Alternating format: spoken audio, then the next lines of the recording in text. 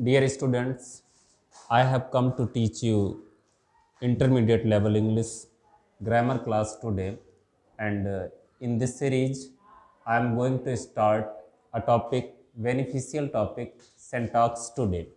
I mean, at first we should try to understand what is syntax. Means हमें सबसे पहले समझना है कि सिंटैक्स होता क्या है, और रियल में हम हिंदी से अंग्रेजी को सीखते हुए लोग हैं। जायज़ सी बात है कि हमें हिंदी से अंग्रेजी का वर्जन सीखना है, और ऐसे में हम पहले विचार करते हैं सिंटैक्स की हिंदी पर, क्या होती है सिंटैक्स की हिंदी, और वहाँ से हम बात को पकड़ने की कोशिश करेंगे कि अंग्रेजी में इसे हमें समझना कैसे है। और आप जानते हैं कि ये ग्रामर का टॉपिक है, ऐसे में ज़रूर केवल पढ़ने की बात नहीं है, यहाँ पे हमें समझ की ज़रूरत होती है। इसलिए हम पहले इसके हिंदी शब्द को समझने का प्रयास करेंगे। और सिंटैक्स की हिंदी आपको बताई जाती है वाक्य विन्यास। वाक्य विन्यास या डिक्शनरी लेवल पे हमको शब्द दिए जाते हैं, विन्यास के साथ साथ विचार। बेहतर होगा कि हम इसे वाक्य विन्यास नहीं अपितु वाक्य विचार पे प्रयास करें समझने का। वाक्य पर विचार, फिर विचार करने का मतलब क्या है? वाक्य पर विचार करने का तात्पर्य ये है कि वाक्य की शुद्धता पर विचार करना है। वाक्य हो तो कैसे भी सकते हैं, लेकिन वाक्य शुद्ध कैसे हों इस पर हमें विचार करना है। ऐसे में हम देखते हैं सबसे पहले सिंटैक्स की डेफिनीशन। तो सिंटैक्स की इंग्लिश डेफिनीशन पहले देखते हैं। The correct arrangement, it is a very important word for syntax, not only for this class but during the total period when we are going to read syntax. It is a very important word that's very easy to understand. correct, और correct का मतलब तो हम जानते ही हैं, शुद्ध। the correct arrangement,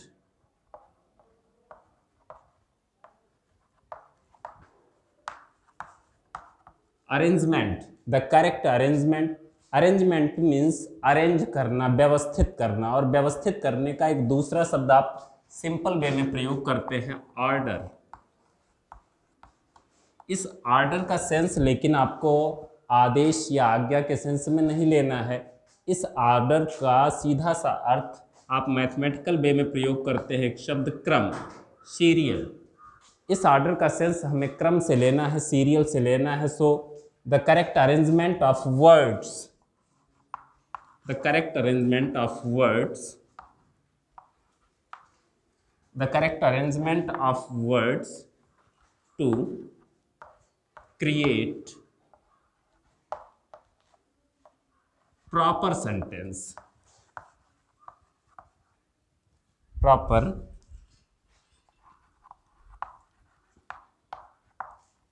sentence is called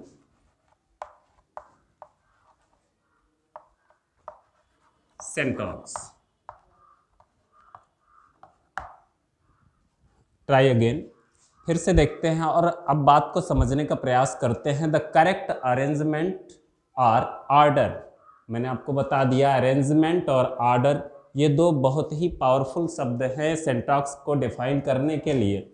syntax वह विधा है, सिंटैक्स वह व्यवस्था है। किस लिए व्यवस्था है? आपको सिंटैक्स की क्लास से पहले ये जानकारी है कि हमारे यहाँ अंग्रेजी के ग्रामर की स्टार्ट जो भी होती है, हम व्याकरण की बात अगर अंग्रेजी में कर रहे हों तो वह सिर्फ और सिर्फ वाक्य का ही व्याकरण होता है। हमारे यहाँ इंग्लिश में शब्द और लेटर और वर्ड्स के, शब्द और अक्षर के कोई व्याकरण होते नहीं। हम वाक्यों के ही व्याकरण पर बात करते हैं।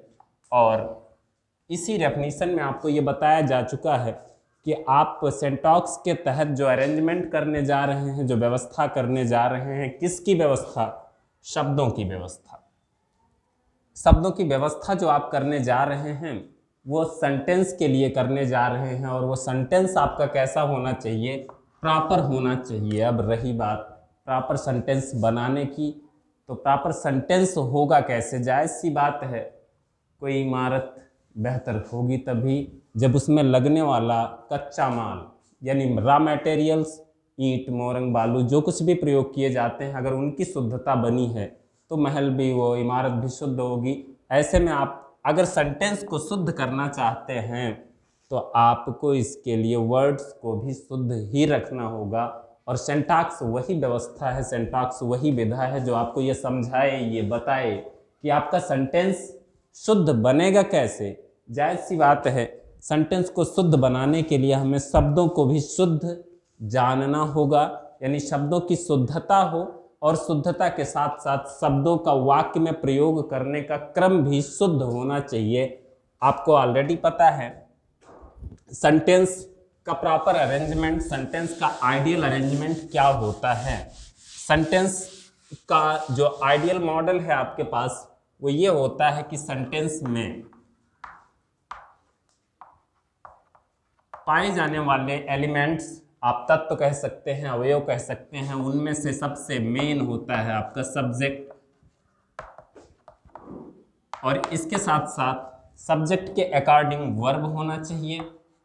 ये दो तो एकदम शरीर और आत्मा का संबंध रखने वाले तत्व हैं, सब्जेक्ट और verb. These both are must for a sentence and extra it, इसके अतिरिक्त इस सेंटेंस में ऑब्जेक्ट और कॉम्प्लीमेंट भी हो सकते हैं। कोई ज़रूरी नहीं है कि ऑब्जेक्ट और कॉम्प्लीमेंट हो ही, लेकिन बहुधा ऑब्जेक्ट और कॉम्प्लीमेंट होते हैं। लेकिन हमें यह समझना है कि सेंटेंस में सब्जेक्ट और वर्ब दोनों का होना नितांत आवश्यक है, न केवल अंग्रेजी के व्याकरण में, न केवल अंग्रेजी के वाक्यों में, अपितु हिंदी हो या संस्कृत, कहीं भी इन दोनों का होना मस्ट होता है। ऐसे में ये सब्जेक्ट हो क्या सकता है, बिकॉज हम पढ़ रहे हैं वाक्य विन्यास, और वाक्य के विन्यास को पढ़ ही नहीं रहे हैं, अपितु वाक्य के विन्यास पर विचार कर रहे हैं। वाक्य के विन्यास पर विचार करने का तात्पर्य यह है कि वाक्य की शुद्धता के विन्यास पर, वाक्य की शुद्धता पर हम विचार कर रहे हैं कि हमारा सेंटेंस, हमारा वाक्य शुद्ध कैसे होगा। ऐसे में हमें समझना है कि हमारा वाक्य होगा क्या। जहां आपने ये देखा कि कोई भी ग्रामर हो, भाषाएं जितनी हैं उनके कोई ना कोई व्याकरण हैं। ऐसे में इंग्लिश ग्रामर की आप बात कर रहे हैं, लेकिन आपको यह भी समझना है कि हिंदी का व्याकरण हो या संस्कृत का, कहीं भी अगर वाक्य वाक्य है तो वाक्य में कर्ता और क्रिया दोनों का होना नितांत आवश्यक है। मैंने आपको एग्जाम्पल के वे में बता ही दिया कि जिस प्रकार से कि इंसान को इंसान कहलाने के लिए शरीर और आत्मा दोनों का होना मस्ट है। आप कह सकते हैं कि सेंटेंस का सब्जेक्ट उसकी आत्मा है और वर्ब उसका शरीर है, दोनों एक दूसरे के बिना अधूरे हैं, निश्चित सी बात है। लेकिन वाक्य के विन्यास पर जो विचार का तात्पर्य है, मतलब वाक्य की शुद्धता के विचार पर हम विचार कर रहे हैं कि हमारा वाक्य शुद्ध कैसे हो। और आप माइंड मेकअप कर चुके हैं कि वाक्य आपका शुद्ध तभी हो सकता है जब वाक्य में प्रयोग किए जाने वाले शब्द भी शुद्ध होंगे। और अब हम वाक्य में प्रयोग किए जाने वाले शब्दों पर अगर गौर करें तो हमारे यहाँ इंग्लिश के ग्रामर में पार्ट्स ऑफ स्पीच आप पढ़ते हैं, स्पीच, पार्ट्स ऑफ स्पीच, ये थोड़ा सा गौर करने का टॉपिक है। पार्ट्स ऑफ स्पीच, जहाँ आप स्पीच को, ऐसे तो रियल वे में हम स्पीच का सेंस निकालते हैं कि भाषण, लेकिन भाषण है क्या। भाषण में वास्तव में भाषण की सबसे छोटी इकाई वाक्य होते हैं, और इन वाक्यों को हमने बनाया है, वाक्य को हम बनाते हैं, किससे बनाते हैं, तो कई प्रकार के ऐसे शब्द हैं जिनसे आप बनाते हैं। हिंदी में भी आप पढ़ते हैं संज्ञा सर्वनाम, और अंग्रेजी में भी तो आपको रटा रटाया है, noun, pronoun, verb, adjective, means इस प्रकार से हमारे यहाँ 9 पार्ट्स ऑफ स्पीच का आप प्रयोग करते हैं। 9 पार्ट्स ऑफ स्पीच तो आपको ऑलरेडी लर्न है ही है, जिसमें से सबसे पहला पार्ट्स ऑफ स्पीच आप यूज़ करते हैं नाउन, सेकंड है प्रोनाउन, सब आपके पढ़े पढ़ाए हैं, noun, pronoun, verb, adjective,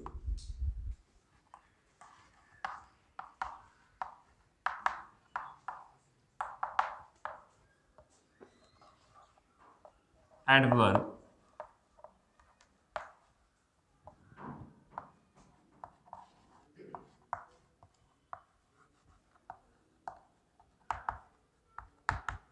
preposition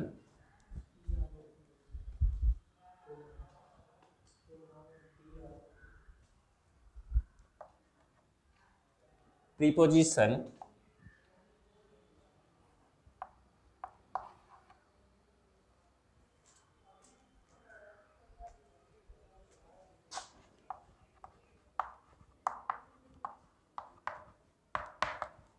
conjunction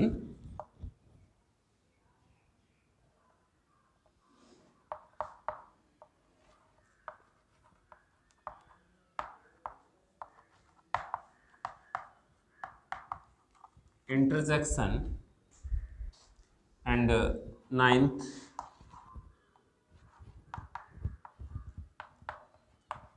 article.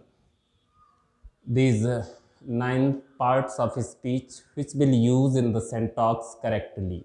यही वो 9 वाक्य विन्यास के तत्व हैं जिनको हमें वाक्य में शुद्ध तरीके से प्रयोग करना है। और अब हम सीरियल वाइज एक एक को सेंटेंस में पढ़ने की व्यवस्था करेंगे। यानी सबसे पहले हमें पढ़ना होगा रूल्स ऑफ नाउन। अब सिंटैक्स के तहत अगर प्रयोग की बात की जाए तो जैसा आपको हमने बता दिया है कि सिंटैक्स में आप किसी शब्द को शुद्ध तरीके से प्रयोग करना ही सीख रहे होते हैं। ऐसे में हम सबसे पहला सिंटैक्स स्टार्ट करते हैं यूज ऑफ नाउन। आप फर्स्ट टाइम कोई नाउन पढ़ने नहीं जा रहे हो, लेकिन आपको गौर करना है इंटरमीडिएट लेवल के ग्रामर में जो आप नाउन पढ़ने जा रहे हो वह नाउन नहीं है जिसे आपने अपने हाई स्कूल लेवल तक पढ़ रखा है। हाई स्कूल लेवल में आपने क्या पढ़ रखा है? नाउन का 2 वर्जन आपको पढ़ना है सिंटैक्स पढ़ने के लिए। एक सबसे पहला टॉपिक होता है व्हाट इज नाउन। ये आपको इंटरमीडिएट के सिंटैक्स में नहीं बताया जाना है कि नाउन होता क्या है। नाउन होता क्या है इसे आप हाई स्कूल लेवल पे पढ़ के आए हैं। फिलहाल इतना तो आपको पता ही है कि naming words are called noun, या सिंपल वे की डेफिनेशन आप यूज़ करते हैं कि noun is a name of any person place और थिंग। आप यूज़ करते हैं, आपको पता है। और आपको इसके साथ साथ नाउन के काइंड्स भी आपने पढ़ रखे हैं। काइंड्स ऑफ नाउन,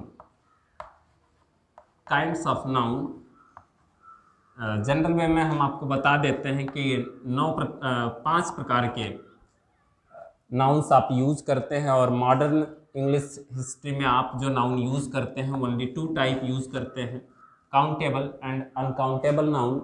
इसकी भी जानकारी आपको सिंटैक्स पढ़ने के लिए मस्ट है कि आपको इसकी जानकारी होनी चाहिए।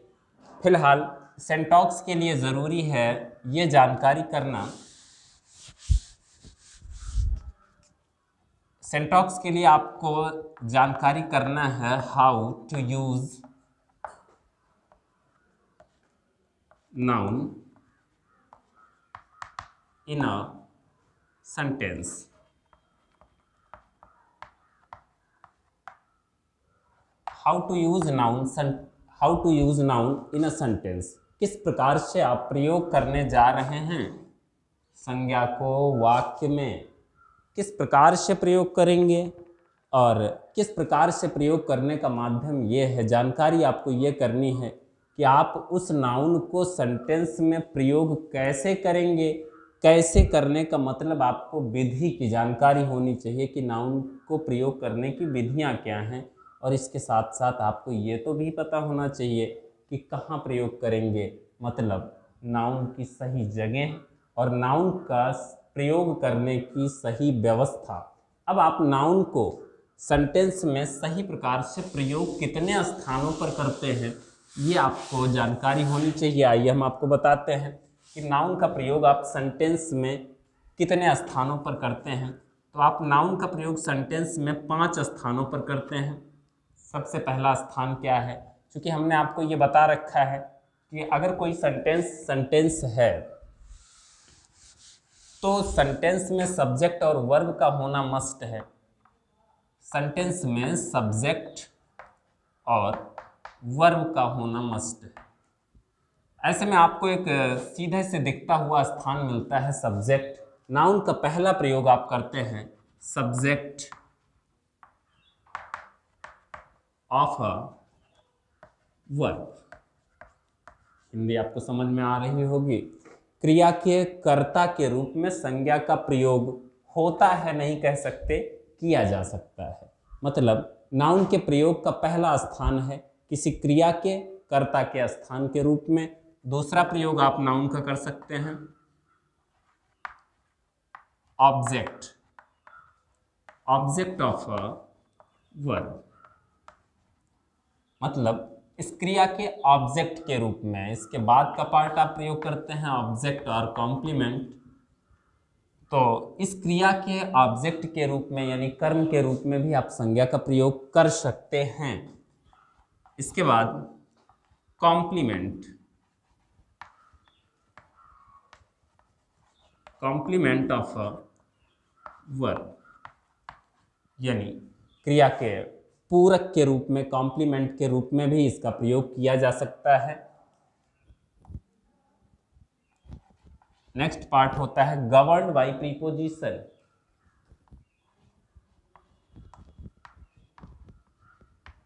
Governed by preposition.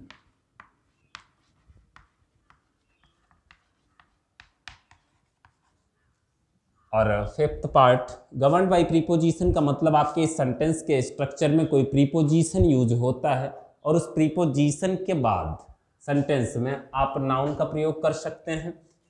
और नेक्स्ट पार्ट होता है केस इन अपोजिशन।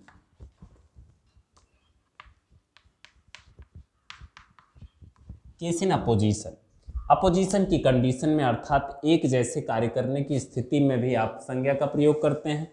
ये रहे संज्ञा के 5 स्थान वाक्य में आप जहां पे संज्ञा का प्रयोग कर सकते हैं। लेकिन संज्ञा क्या है और संज्ञा का प्रयोग कैसे करते हैं, ये तो जानकारी सिंपल है और मैंने आपको बता भी दिया। आपको पहले से भी कुछ आती होगी बात समझ में।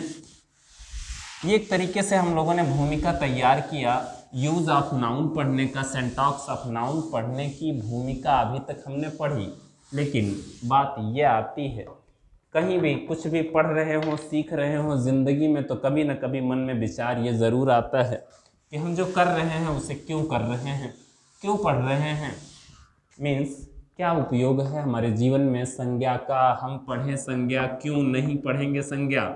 क्या मेरा संज्ञा के बिना काम नहीं चल सकता है? अगर आप ग्रामर पढ़ रहे हैं तो क्या आपको संज्ञा ना आए तो आपका काम चलने वाला नहीं है? नहीं, इसका उत्तर है बिल्कुल नहीं है। संज्ञा के बिना आपका काम नहीं चलने वाला है।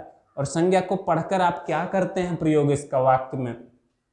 किसी भी भाषा की संज्ञा जब आप पढ़ते हैं तो उसको किस प्रयोग के लिए पढ़ते हैं? मतलब अपने अध्ययन के दौरान, अपनी जानकारी, अपने सीखने के दौरान आप संज्ञा का प्रयोग करेंगे कहाँ? रियल सी बात है कि संज्ञा का यूज जो हम करते हैं बेसिकली 2 प्रयोग इसका बहुत तगड़ा प्रयोग है। इनके 2 कामों को हमें जानना मस्ट होता है। और पहला हम संज्ञा को पढ़ते हैं जेंडर के लिए। हिंदी में आप इसे बोलते हैं लिंग। संज्ञा वे शब्द हैं जिनसे हमें किसी का मतलब आप कह सकते हैं किसी व्यक्ति का, वस्तु का हमें लिंग पता चलता है, जेंडर पता चलता है, वो पुरुष है कि स्त्री है, नपुंसक है कि उभयलिंग है। और इसके अलावा आपको पता चलता है इसका नंबर, मतलब वचन।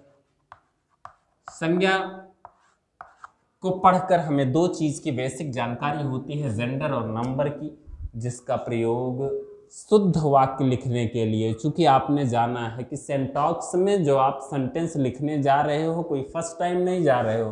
सिंटैक्स से पहले भी आपको सेंटेंस लिखने आते हैं, लेकिन उस वाक्य में शुद्धता कितनी है इसको हमें जानना है। और शुद्ध अगर लिखना है तो नाउन शुद्ध लिखना है। नाउन शुद्ध लिखना है उसके लिए जेंडर शुद्ध होना चाहिए और नंबर शुद्ध होना चाहिए। जेंडर और नंबर शुद्ध तभी होंगे जब हमें इस जेंडर और नंबर का प्रॉपर जानकारी हो कि ये शुद्ध कब और कैसे होते हैं।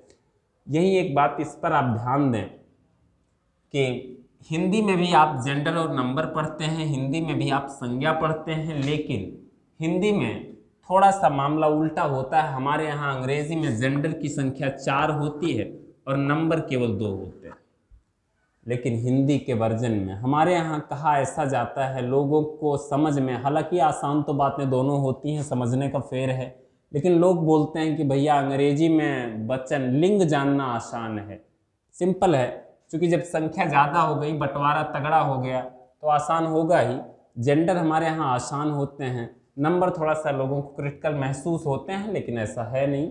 हिंदी में इनकी संख्या विपरीत है, हिंदी में लिंग केवल 2 होते हैं और वचन भी वहाँ 2 ही होते हैं। लेकिन इसके साथ साथ आपको गौर इस बात पे करना है कि जो नाउन आप पढ़ते हैं, जिन भी नाउन्स को आप जानते हैं, उन नाउन्स के लिंग और वचन की जानकारी आपको होनी चाहिए, और ये जानकारी हमें दिलाएगा कौन? सिंटैक्स। सिंटैक्स ही वो जानकारी देता है। जनरल वे में नाउन्स के बारे में ये कहा जाता है कि कोई भी नाउन लीजिए, सपोज करिए आपने कोई नाउन उठाया बॉय, अब इस नाउन का वचन और जेंडर ये दोनों हमें पता करना है। तो लड़का शब्द कहते ही आपको समझ में आ जाता है कि पुल्लिंग की बात हो रही है, मैस्कुलिन जेंडर की बात हो रही है, लेकिन नंबर गौर करने का टॉपिक है बॉय। अब बॉय आपका कैसा नाउन है ये आपको पता होना है, सिंगुलर। आपका लड़का शब्द सिंगुलर है और आप इसकी प्लूरल जब बनाते हैं तो क्या करते हैं, आप बॉय को बना देते हैं बॉयज। इस यस या ईएस ने आपके नाउन को प्लूरल में कन्वर्ट कर दिया। ये जनरल कॉन्सेप्ट है। बेसिकली आप ये कॉमन नाउन की स्टडी कर रहे हैं। बॉय एक कॉमन नाउन का शब्द है। मैं बहुत ज़्यादा टाइम ना लेते हुए बॉय, गर्ल या एक्सेट्रा, कॉपी, बुक, कुछ भी हो, आप उसको कहते हो कि ये कॉमन नाउन है, तो उसमें प्रॉपर वे में हम यस या ईएस का प्रयोग कर देते हैं। कभी कभी आईईएस का भी प्रयोग किया जाता है। आप उसको बना देते हैं प्लूरल। लेकिन अब आप कभी ऐसा ना सोचिएगा कि कोई शब्द संज्ञा है तो उस संज्ञा में एस या ईएस लगा के उसका प्लूरल बन जाएगा, यानी राम का राम्स प्लूरल ना बनाने लगिएगा। क्यों? क्योंकि ये राम शब्द कॉमन नाउन की कैटेगरी में नहीं आता। और मैंने आपको पहले बता दिया कि आपको नाउन के टाइप्स ऑलरेडी पता होने चाहिए। जो नाउन के 5 प्रकार हैं वो आपको जानकारी में होने चाहिए, जहाँ से राम प्रॉपर नाउन की कैटेगरी में आने के कारण, प्रॉपर नाउन चूँकि व्यक्तिगत होता है, विशेष होता है, तो वो बहुवचन हो नहीं सकता। व्यक्तिगत कोई इस दुनिया में केवल अकेला अपना ही होता है, उसके अलावा कोई और नहीं होता उस रूप का। इस कारण से इनका प्लूरल नहीं बनता है। ऐसे में बहुत सारे नाउन्स हैं जिनका प्लूरल आप बनाते हैं, और